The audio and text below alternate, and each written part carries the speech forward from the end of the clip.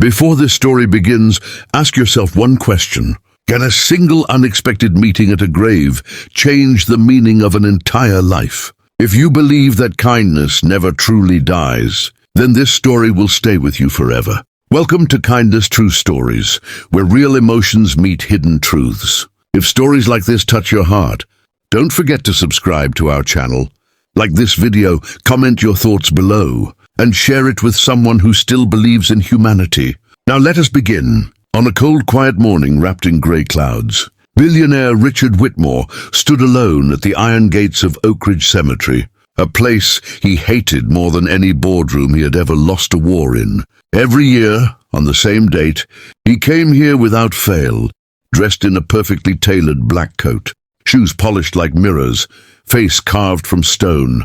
It was the anniversary of his daughter Emily's death, and this ritual was the only crack he allowed in his empire of control. He expected silence, the respectful emptiness he paid generously to preserve. But as he walked toward Emily's grave, something shattered that expectation. He heard crying, raw and broken, the kind that came from deep inside a soul that had nothing left to hide. Richard stopped. Someone was kneeling at Emily's headstone.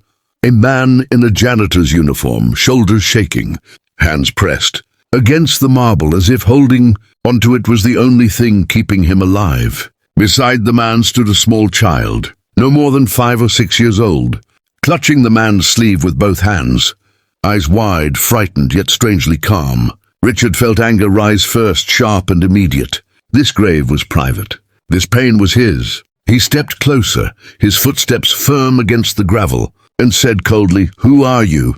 And what do you think you're doing here?" The janitor looked up, startled, tears streaking his face, fear flashing in his eyes, as if he'd been caught committing a crime. He tried to stand but faltered, steadying himself with one hand on the headstone. "I'm sorry, sir," he said quietly, voice trembling. "I didn't know. I didn't think." Richard's gaze dropped to the child, and in that instant the world seemed to tilt. The boy's eyes met his, and Richard felt his breath leave his lungs. Those eyes were impossible to mistake.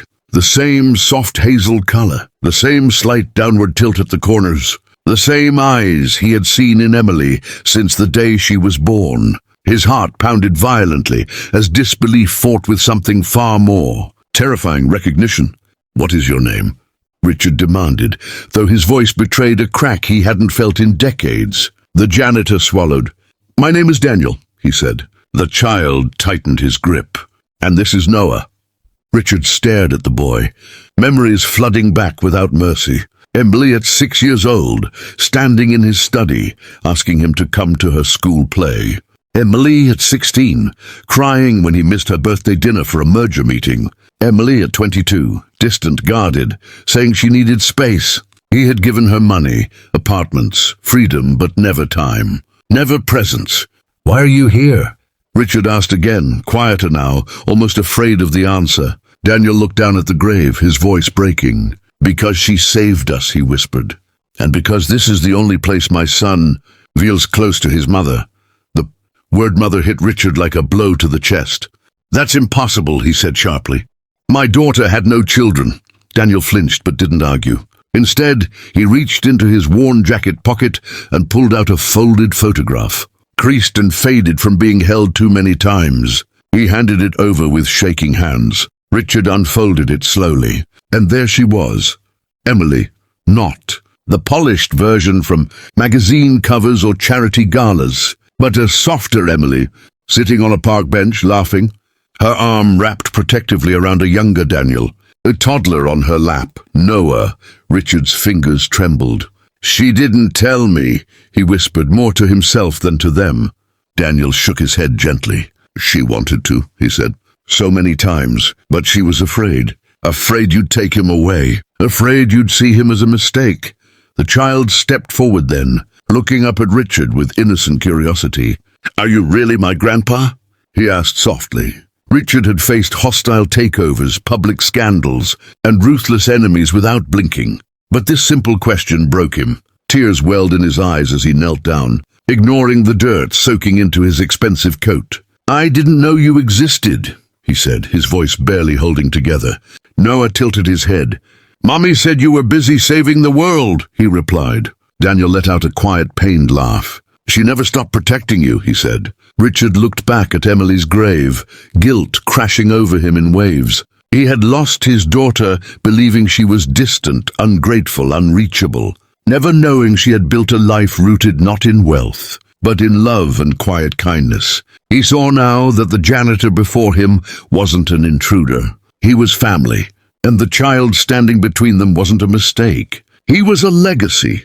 As the wind rustled through the trees, Richard placed his hand gently over Noah's small shoulder, a gesture that felt both foreign and desperately necessary. "I'm here now," he said, not knowing who he was promising this to more, the child or the daughter beneath the stone. And in that moment, surrounded by grief, tears and truth, the billionaire understood something for the first time in his life.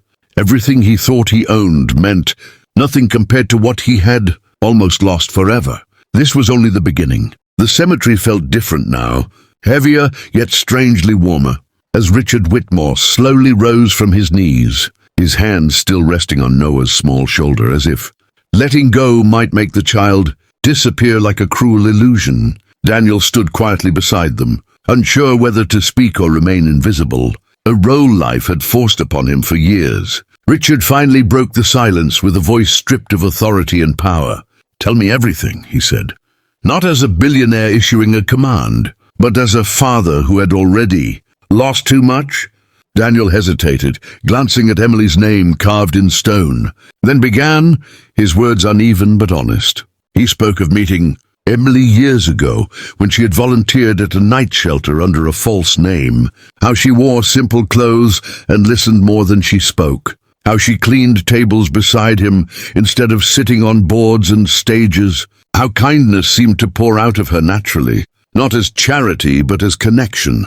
Richard felt each sentence like a quiet accusation. "Because none of this life had ever touched his world," Daniel continued, telling him how Emily fell in love with Noah before he was even born, how she cried the night she told Daniel she was pregnant, not from fear of motherhood, but from fear of her father.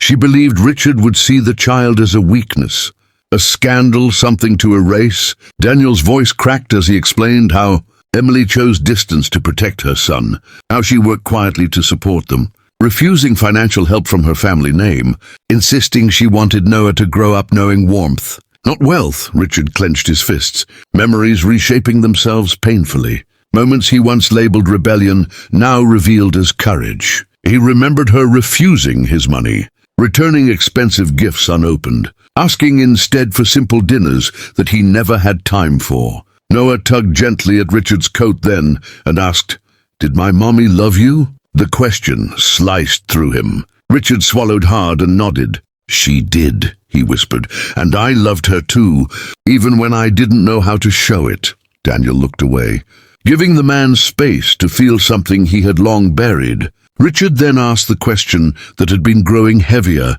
with every breath. "How did she die?" Daniel closed his eyes, pain flashing across his face. He told him about the accident. A rainy night, a bus running late, Emily insisting on walking Noah home herself so Daniel could take an extra cleaning shift. How a speeding car lost control. How Emily pushed Noah out of the way. How she never woke up again. Richard felt the world collapse inward. His daughter had died the way she lived, protecting others. He covered his face, shoulders shaking, and for the first time in decades, the billionaire cried openly, not for reputation or loss of control, but for a daughter whose goodness had bloomed far beyond his reach. Noah wrapped his small arms around Richard's leg in a simple instinctive gesture, and that broke him completely after a long silence. Richard stood and looked at Daniel, truly looked at him, not as a janitor, not as a threat, but as a man who had loved his daughter and raised his grandson with dignity, despite poverty and grief. "Why are you still a janitor?" Richard asked quietly. Daniel shrugged. "It's honest work," he said, "and it keeps food on the table." Richard nodded slowly, absorbing the humility in those words. He glanced at Noah, whose shoes were worn thin, whose jacket was too light for the cold, and something inside Richard shifted permanently. He reached into his pocket, then stopped himself. for the first time resisting the easy solution of money. Instead, he knelt again and said to Noah, "Would you like to come with me sometime and see where your mommy grew up?" Noah's eyes lit up. "Really?" he asked. Daniel stiffened, fear flashing across his face. But Richard raised a hand gently. "I'm not here to take him away," he said firmly. "I'm here to be part of his life. If you'll allow me." Daniel searched his face for deception, for arrogance, but found only regret and resolve. Slowly he nodded. "Emily wanted that," he said softly. "She just wanted it to be safe." Richard took a deep breath, then did something no one had ever seen him do before. He bowed his head slightly to Daniel. "I failed her," he said, "but I won't fail him." The wind moved through the cemetery again, carrying a strange peace with it, as if Emily herself were listening before leaving. Richard placed a small toy car at the foot of the grave, something Noah had brought, and whispered, "I see you now," as they walked away together, not as strangers, but as something fragile and new. The billionaire knew the real challenge was only beginning. Rebuilding trust, healing wounds money could never touch, learning kindness from the very people he once overlooked. And somewhere deep inside, a promise took root, that the legacy he would leave behind would no longer be measured in buildings or billions, but in love restored and family found. Because sometimes the greatest inheritance isn't wealth, it's presence. And sometimes the quietest people carry the strongest truths. And this truth was only starting to unfold. The days that followed did not change with loud announcements or dramatic headlines, because real transformation rarely does. Instead, it arrived quietly, the way morning light slips through a cracked window. Richard Whitmore found himself standing outside a small, aging apartment building on the east side of the city, a place he had driven past hundreds of times without ever seeing. Now holding a paper bag of groceries in hands, more accustomed to signing billion-dollar deals, Daniel opened the door cautiously, surprise flashing across his tired face, and before he could speak, Richard said, "I told Noah I would visit," as if that promise alone justified everything. Noah appeared from behind the door, his face lighting up instantly, and in that moment, Richard understood how presence mattered more than power. Inside, the apartment was modest but clean, toys neatly arranged. Emily's photographs taped lovingly to the wall, not framed in gold, but surrounded by warmth. Richard felt a tightness in his chest as he studied those pictures, seeing a version of his daughter who looked lighter, freer, someone he had never truly met. Daniel offered him a chair, apologizing for its worn legs, and Richard shook his head, sitting without hesitation, noticing how Daniel always placed himself between Richard and Noah, not in defiance but instinctive protection, something Emily must have loved about him. Conversation came slowly at first, awkward pauses filled with unspoken history, until Noah broke the tension by handing Richard a crayon drawing of a stick figure holding two larger figures by the hand. "That's Mommy," he said, pointing. "And that's you." Richard felt tears threaten again, but smiled instead.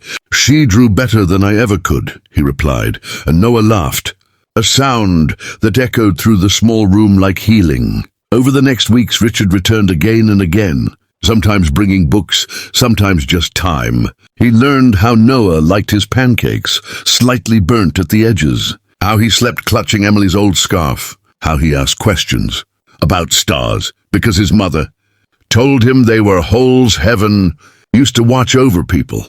Richard listened more than he spoke, something that surprised even himself. Daniel slowly relaxed, his fear easing, as Richard never tried to control, only to understand one evening. As rain tapped against the window, Daniel finally asked the question he'd been carrying silently. "Why now?" Richard stared at the glass, reflecting years of regret. "Because I confused distance with strength," he said, "and by the time I realized the difference, it was too late." Daniel nodded. Recognizing that truth intimately, Richard then did something unexpected. He asked Daniel about his dreams. Not plans or needs, but dreams.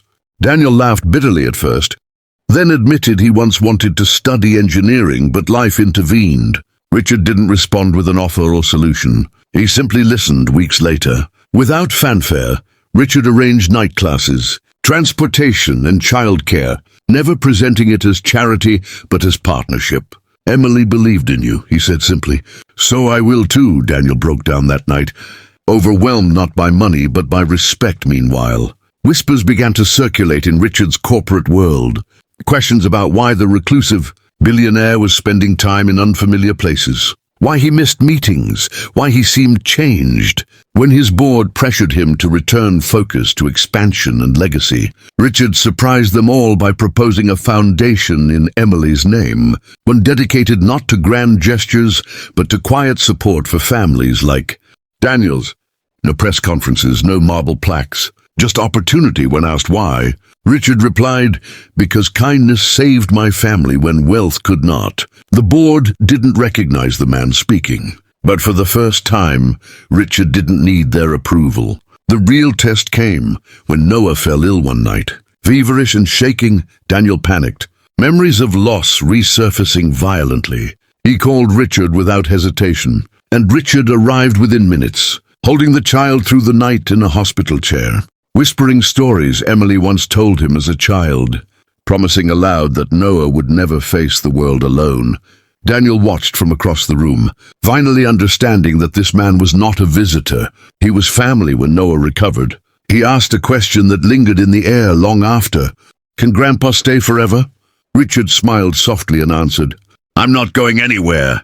And in that simple sentence, he rewrote a lifetime of absence as months passed. Richard sold properties he no longer needed, downsized a mansion that felt empty, choosing instead a home filled with noise, drawings on the fridge and laughter at the dinner table. Holidays were awkward at first, grief sitting beside joy like an uninvited guest. But slowly, healing took root. Richard visited Emily's grave often now, not alone, but with Noah and Daniel, telling stories, listening to silence that no longer felt empty. He realized that legacy wasn't something you leave behind. It's something you live, and kindness wasn't weakness. It was courage delayed, and though nothing could bring Emily back, her love had built a bridge between broken hearts, proving that even after loss, family can be found, rebuilt, and chosen.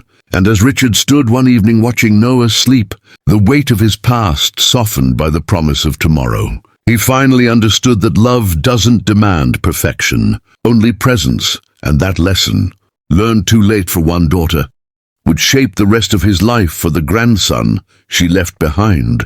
Because sometimes redemption doesn't arrive as forgiveness, but as responsibility embraced with humility and heart. Time did not erase the pain of loss, but it reshaped it into something gentler, something that no longer bled at the touch. And on a warm spring morning, Richard Whitmore stood once again at Oak Ridge Cemetery, this time not in a black coat of solitude, but beside Daniel and Noah, the boy now a little taller, a little louder, his laughter filling the quiet space between the graves. Richard watched as Noah placed fresh flowers carefully at Emily's headstone, whispering a story about school and a drawing he planned to make for her later. And Richard realized with a calm certainty that grief had not taken his daughter from him completely.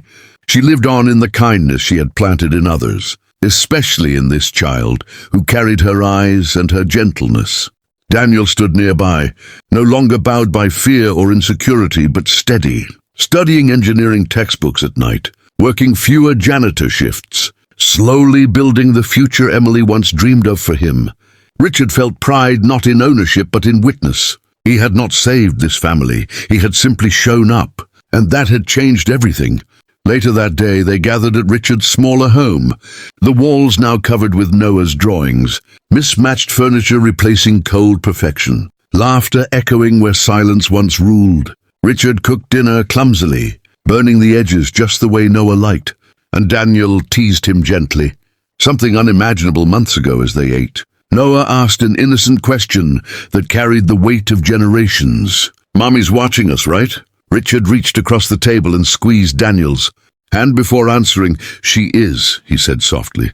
"And she's proud." The words felt true in a way no contract ever had.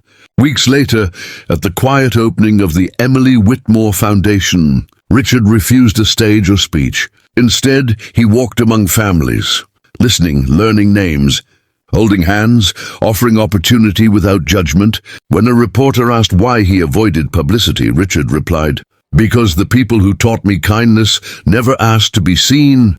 And Daniel, standing beside him, understood that this was not about redemption for the world, but responsibility for the heart. One evening, as Noah slept between them on the couch after a long day, Richard thought back to the man he once was, measuring love in provision, presence in absence, strength in distance, and he felt no hatred for that man, only compassion, because ignorance had cost him time, but kindness had given him a second chance. He leaned back and whispered a quiet promise into the room, to Emily, to Noah, to himself, that this family would never again be divided by pride or fear. Seasons passed, birthdays came and went, traditions formed, grief softened into memory, and love grew roots strong enough to hold everything that once felt broken.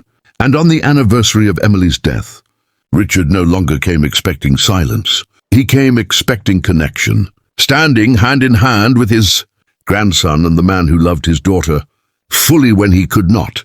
He understood now that legacy was not what you leave behind when you die, but what you give while you live, and that kindness, once given freely, has a way of returning multiplied.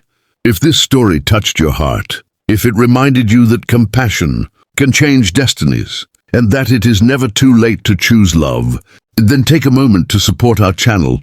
Subscribe to Kindness True Stories for more emotional, heart-touching stories like this video to help these messages reach others. Share it with someone who needs hope today, and leave a comment below telling us what part moved you the most. Because every story shared keeps kindness alive, and sometimes all it takes to change a life is listening to one more story with an open heart.